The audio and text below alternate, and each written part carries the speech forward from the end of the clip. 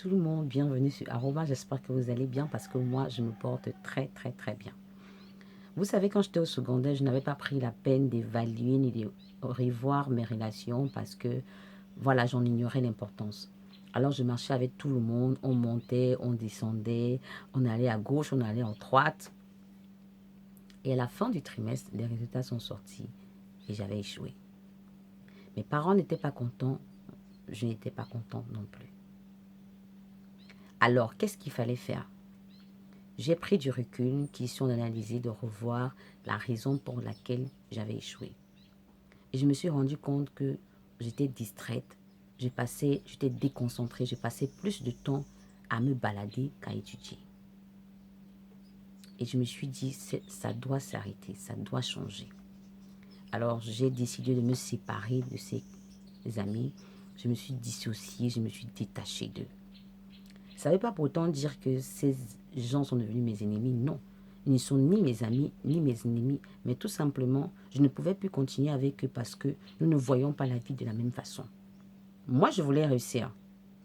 Peut-être que eux, ce n'était pas leur désir à ce moment-là. Alors, je me suis séparée d'eux, tout doucement. Je suis allée créer l'affinité des contacts avec d'autres personnes qui avaient le désir de réussir et qui payaient le prix pour leur réussite. On a créé un groupe d'études. On apprenait tous les week-ends et chaque nuit, on se réveillait pour apprendre. On faisait du genre, la nuit, la première personne à se réveiller fait signe aux autres et chacun se lève et il apprend. Et c'est comme ça qu'on a réussi nos examens. On a passé le bac ensemble et nous sommes allés à l'université. Quand je suis allée à l'université, j'ai gardé cette attitude. Tous ceux avec qui je marchais, je me suis rassurée que ces gens, ce sont des gens qui m'apportent un plus. Je me suis rassurée que ce sont des gens qui étaient bénéfiques pour moi, des gens qui étaient profitables, des gens qui m'incitaient, qui me galvanisaient, qui me stimulaient d'une manière ou d'une autre.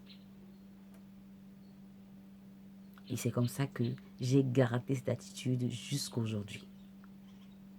Pourquoi est-ce que je suis en train de conter cette histoire?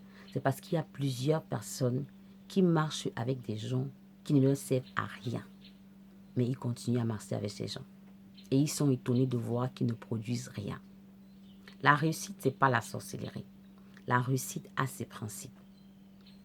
Alors que tu sois élève, que tu sois étudiant, que tu sois salarié, que tu sois marié ou célibataire, si tu veux réussir dans un domaine, il y a un prix à payer. Tu ne peux pas avoir les amis de bière, les amis de boîte de nuit. Tous les soirs, vous êtes dans les boîtes de nuit. Tous les soirs, vous vous rencontrez, vous buvez, vous montez, vous descendez. Tu ne peux pas avoir des amis de... Je sais pas, chaque jour, ta copine, elle a acheté telle mèche. Oh non, elle a porté telle chaussure. Il faut aussi que moi, je porte telle chaussure. Il faut aussi que j'achète telle mèche. Tu es en train de te comparer à X, à Y. Ou elle fait ça, elle fait ci. Est-ce que vous êtes pareil? Vous avez les mêmes parents? Tu sais d'où tu sors. Tu connais comment est ta famille. Tu connais ce que tes parents fournissent comme effort pour que tu ailles à l'école. Tu connais que tu travailles et que tu as une responsabilité chez toi. Tu connais que tu travailles et que tu as une responsabilité envers, je ne sais pas, ta famille, tes frères, tes soeurs. Tu connais que tu travailles et que tu as une responsabilité envers toi-même. Tu as tes projets. Mais aucun projet n'a été accompli. Pourquoi? Parce que tu dépenses ton argent dans la boisson, dans le monter-descendre. Tu n'économises pas. Tous tes amis, tous tes collaborateurs ne sont pas des gens qui te galvanisent, qui te stimulent à faire quelque chose de bien. Et tu veux réussir. Ça ne peut pas marcher comme ça. À un moment, il faut dire stop. Ici, je m'arrête. C'est ton droit absolu. Arrête-toi et fais sortir de ta vie tout ce qui ne te servent à rien. Ce n'est pas méchant. C'est être honnête. Parce que si tu marches avec quelqu'un alors qu'au fond, tu te dis que cette personne vraiment n'est pas bien pour moi, tu es hypocrite. L'honnêteté voudrait que tu coupes la relation sans toutefois avoir des mauvais ressentiments avec la personne. Le succès a un prix. Quel que soit ce que tu veux accomplir dans ta vie, tu dois payer le prix pour cette réussite. Si tu veux réussir, marche avec les gens qui t'apportent un plus. Marche avec les gens qui te stimulent. Marche avec les gens qui t'encouragent. Tu sais que tu as déjà des personnes parce qu'il y a des personnes aussi qui sont un peu faibles. Voilà, ils suivent la foule. Ils ne connaissent pas dire non. Tu sais ce que tes parents ont fait pour t'envoyer là-bas. Tu sais comment ta mère s'est pliée en 4 pour que tu puisses être dans cet établissement, pour que tu puisses faire ce que tu es en train de faire maintenant. S'il vous plaît, apprenons à dire non. Apprenons à évaluer nos relations. Apprenons à examiner nos relations si nous voulons réussir. C'est important. Moi, je pense qu'une vraie amitié, c'est une amitié dans laquelle on s'entraide. C'est une amitié dans laquelle les efforts sont mutuels. C'est une amitié qui est profitable. C'est une amitié qui est bénéfique. C'est une amitié qui est bénissante. Parce que ton ami, c'est quelqu'un qui, voilà, c'est quelqu'un qui est toujours en train de te buster. Ou dit non, vraiment, il faut faire ci, il faut faire ça. Ton ami, c'est quelqu'un qui te dit non. Moi, tu sais, moi, je me suis déjà mariée. Il faut que je te marie aussi. Ton ami, c'est quelqu'un qui te dit que non, il faut être responsable. Non, tu sais que ce que tu fais là, ce n'est pas bien. Il faut arrêter cette vie-là. Vraiment, le fait que tu ailles à tel endroit là, ne pars plus là-bas. Ça va pas t'apporter quelque chose. C'est le genre d'amis là avec lequel tu dois marcher.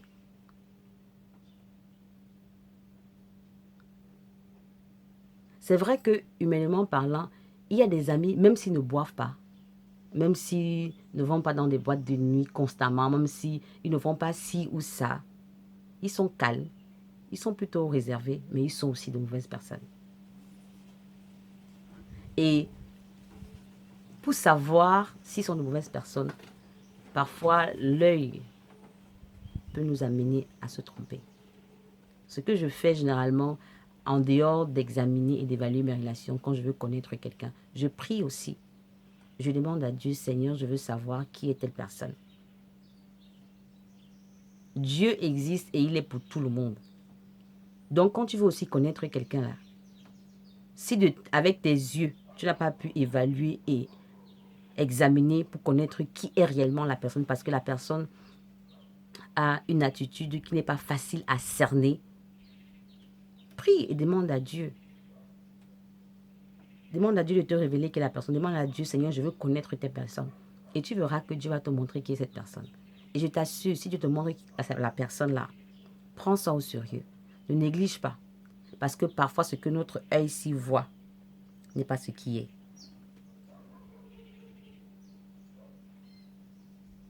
C'est très important pour la réussite. Le succès dépend de notre capacité à examiner nos relations. Si nous voulons réussir, nous devons examiner nos relations. Donc, il vaudrait mieux être seul que d'être mal accompagné. Les mauvaises compagnies corrompent les bons mœurs. N'a-t-on pas dit? C'est tout ce que j'avais à partager avec nous pour aujourd'hui. J'espère que cette vidéo sera bénissante pour quelqu'un.